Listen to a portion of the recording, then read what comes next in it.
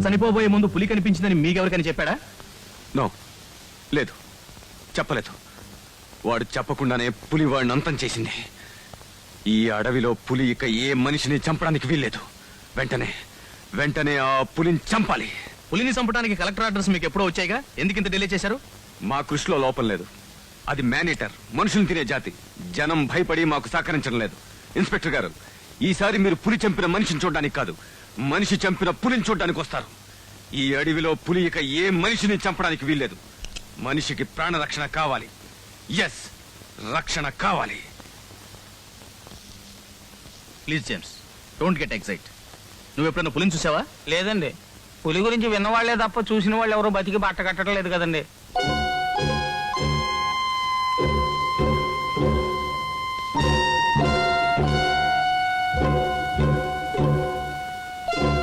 నీకే కదా ఎప్పుడు పులి కనిపించేది? అవునండి, చాలాసార్లు కనిపించిందండి. ఎక్కడ? జేమ్స్ దార్ గారు పులిని తరవడానికి వేయించిన మంచి దగ్గరండి. ఎలా ఉండేది? నలుపు మీద తెల్ల మచ్చలతో ఒకసారి, ఎరుపు మీద నల్ల మచ్చలతో ఒకసారి కనిపించిందండి. నిన్న మొన్నట్లో ఏమైనా కనిపించిందా? లేదండి.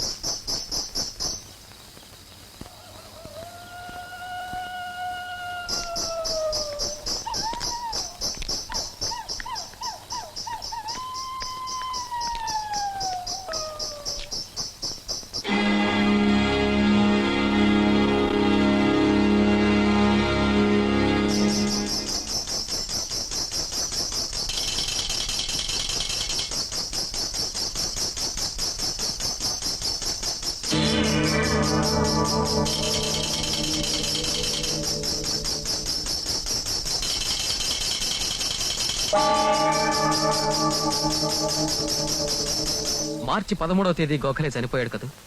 ఆ ముందు రాత్రి అంటే మార్చి 12వ తేదీ నల్లదుప్పటి కప్పుకున్న ఒక మనిషిని రేప్ చేసే ప్రయత్నం చేస్తే మరో ముసుగువాడు వాడిని వెంటాడాడు కదూ. నిన్న రాత్రి కూడా నల్లదుప్పటి కప్పుకున్న మనిషిని నేను తెరిచే ప్రయత్నం చేస్తే ఆ ముసుగు మనిషే వచ్చి రక్షించాడు. తెల్లారితే స్వరణ చనిపోయినాడు. ఈసారి నిజం చెప్పు హేమా, చెప్పు హేమా, చెప్పు. ఇంతకీ నువ్వెవరు? నేనెవరో చెప్పే ముందు నువ్వు జవాబు చెప్పాలి. అవునా? అవును. ఇన్నాళ్ళు ఈ రహస్యాన్ని ఎందుకు దాచావు? రాయడం ఏమిటి? ఎప్పటికప్పుడు అంకుల్తో చెప్తూనే ఉన్నాను, బయట ఎవరికి చెప్పడం మంచిది కాదు, నువ్వు వచ్చిన పని డిస్టర్బ్ అవుద్ది అన్నారు. సర్లేమని ఆయన చెప్పినట్టే చేసి నా పని నేను చేసుకుపోతున్నాను అంతే. అంతకుమించి నాకేం తెలీదు. నాకే సంబంధం లేదు కూడా. నీకే సంబంధము లేదని నీకు తెలియకుండా ఎవరో నీ చుట్టూ ఒక వల పన్ని నిన్ను ఆటబొమ్మగా పెట్టి ఆడుకుంటున్నారని నా ఇన్వెస్టిగేషన్ లో ఎప్పుడూ తెలియదు. అంటే నువ్వు అవును, రావు గారు పిలిపిస్తే ఇప్పుడు నువ్వు వచ్చినట్టే కొన్నేళ్ల క్రితం సుమతి అనే ఒక అమ్మాయి వచ్చింది. పరిశోధన కోసం అడవుల్లో తిరుగుతున్న ఆమెను కొందరు అమానుషంగా రేప్ చేస్తే ఆమె చనిపోయింది. పులి చంపేసిందని అందరినీ నమ్మించి ఆ నిజాన్ని సమాధి చేశారు ఆ మనుషులు. ఏమిటి? నేను చెప్పేది నిజం హేమ. సుమతి వచ్చిన పని మీదే వచ్చిన నిన్ను ఇదివరకు మనుషులే పాడు చేద్దామని వెంటాడుతుంటే మరో మనిషి వాళ్ళని వెంటాడుతున్నాడు. ఆ మనిషి ఎవరై ఉండాలి? వాళ్ళ మీద పగబట్టిన మనిషి ఉండాలి. వాళ్ళ మీద పగ ఎవరికుంటుంది? బహుశా చచ్చిపోయిన సుమతి తాలూకు మనుషులకి. కరెక్ట్. ముసుగులో నిన్ను వెంటాడే ఆ మనుషులు మన మధ్య ఉన్నట్టే చనిపోయిన సుమతి తాలూకు మనుషులు కూడా ఉన్నారు. వాళ్ళు నీకు తెలియకుండా నీతో ఆడిస్తున్న ఒక ఆట ఇది. ఒక భయంకరమైన మర్డర్స్ ప్లాన్ హేమ ఇది. మనం మాట్లాడుకుంటుందంతా ఎవరు వింటున్నారు హేమ? కమాన్.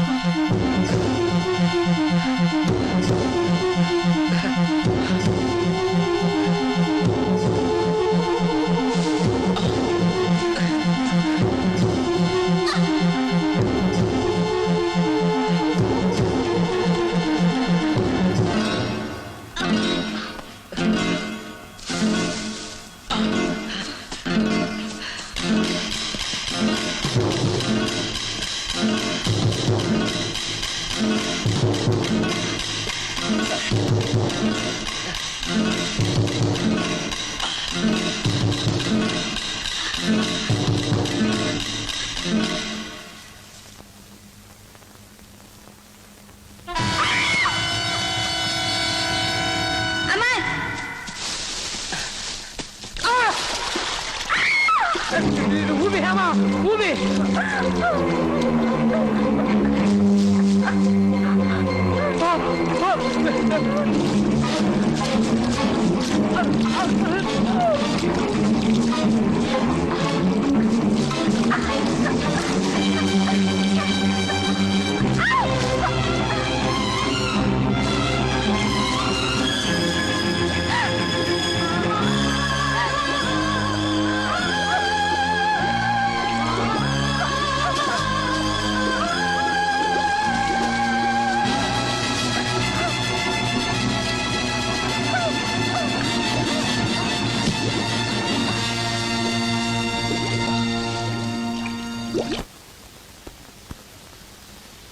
ఒళ్ళంతా తడి మరీ చూశాను బాబు గారు. ఏ పురుగు కుట్టినట్లేదు. ఇవి కాకుండా ఇంత ధైర్యమైన పిల్ల ఊబి దగ్గర ఎందుకు స్పృహ తప్పి పడి ఉన్నట్టు? పులి మొట్టమొదటిసారిగా కనబడి ఉండొచ్చు. పులి లేదు, పాడు లేదు. ఊరి వాళ్ళే ఏదో నూరు పోసుంటారు. ముందా పట్నం నుంచి వచ్చిన కుర్రాన్ని అర్జెంట్ గా పంపేయండి. మన అమ్మాయి గారికి లేనిపోని అన్ని నూరు పోస్తున్నది ఆడే. రేపటి నుంచి అతన్నే అమ్మాయికి తోడుగా పంపాలనుకుంటున్నానే. ఎందుకండి నేను ఉన్నాగా. రోజంతా నువ్వు అటుపోతే నాకు ఇక్కడ దిక్కెవర్రా? ఒంటరిగానన్నా పంపండి గాని ఆ కుర్రాడొద్దు బాబు. అవునవును, ధైర్యవంతుల్ని పులి ఏం చెయ్యదు. నువ్వు నోరు మీద సొంట. నా స్వార్థం కోసం తీసుకొచ్చిన ఈ పిల్లకు రేపేదైనా జరిగితే వాళ్ళకి ఎవర్రా సమాధానం చెప్పేది?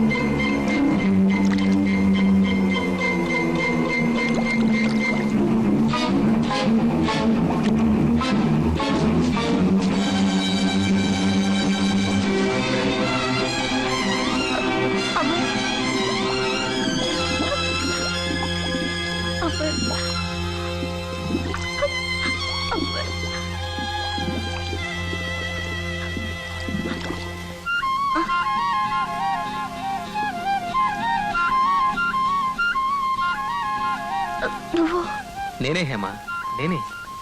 నిన్న మెడ వరకు కూరుకుపోయిన నా కాళ్ళకి ఏదో తగిలీక లోనికి దిగపడకుండా ఆగిపోయాను. అంతలో నువ్వు కర్ర కోసం అటువైపు వెళ్ళావు. హ, నిన్ను కాస్త థ్రిల్ చేద్దామని నువ్వు వచ్చేలోపుగా బయటపడి పారిపోయాను అంతే. హేయ్! ఈసారి తోస్తే నిజంగా సరిపోగలను. మెత్తని మనసున్న మనుషులతో ఎలా మసులుకోవాలో తెలియని మొరటివాడివి నువ్వు. గంటశిల అనుకున్న నీ మనసులో హ, ఇన్ని నీళ్లుంటాయని తెలిసింది ఇప్పుడే హేమ.